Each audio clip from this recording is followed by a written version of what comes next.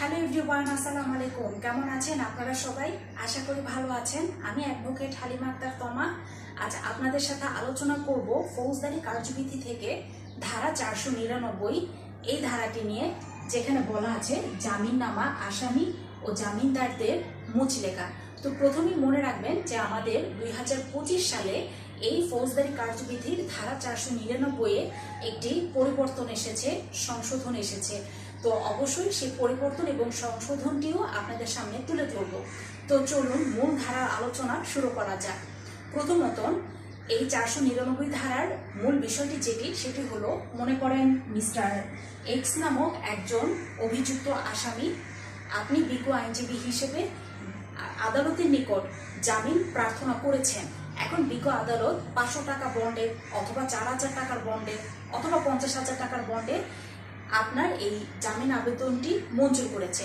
এখন মঞ্জুর করার পর কি হবে? সাথে সাথে ছাড়া পেয়ে যাবে? একদমই না। জামিন আবেদনটি মঞ্জুর হওয়ার পর যেটা হবে যে এই অভিযুক্ত আসামি এক্স এবং তার একজন জামিনদার, এই দুজন মিলে আদালতের নিকট একটি বন্ড সম্পাদন করবে। তো জামিনদার কে হবে? জামিনদার যিনি মিস্টার এক্স অভিযুক্ত আসামি, তার পরিবারের কোনো সদস্য, আত্মীয় স্বজন, বন্ধু বান্ধব অথবা তার চেনা পরিচিত কোনো ব্যক্তি, যে কেউই জামিনদার হতে পারবে।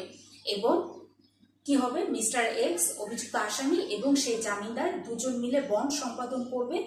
আর অবশ্যই যিনি জামিনদার, তার ভোটার আইডি কার্ডের একটি ফটোকপি বিজ্ঞ আদালতের নিকট জমা দিতে হবে। তো এই ছিল 499 ধারার মূল বিষয়। তো 2025 সালে যখন এই ধারাটিতে একটি সংশোধন এলো, সংশোধনের মাধ্যমে যেটি এখন প্রচলিত অথবা প্রয়োগকৃত সেটি হলো যে অভিযুক্ত আসামি মিস্টার এক্স তিনি নিজেই বন্ড সম্পাদন করতে পারবেন অথবা তার বিজ্ঞ আইনজীবীর মাধ্যমে বন্ড সম্পাদন করতে পারবেন। এমনকি বিজ্ঞ আদালতের অনুমতি সাপেক্ষে অনলাইনেও বন্ড সম্পাদনের আবেদনটি তিনি দাখিল করতে পারবেন। তো আপনাদের মনে অনেক প্রশ্ন জাগতে পারে যে কেন এই পরিবর্তনটি আনা হয়েছে। তো অবশ্যই কেন উত্তরটিও আমি দিব। তো তার আগে ফিরে যাই আমাদের সেই পরিবর্তন বা সংশোধনের কাছে।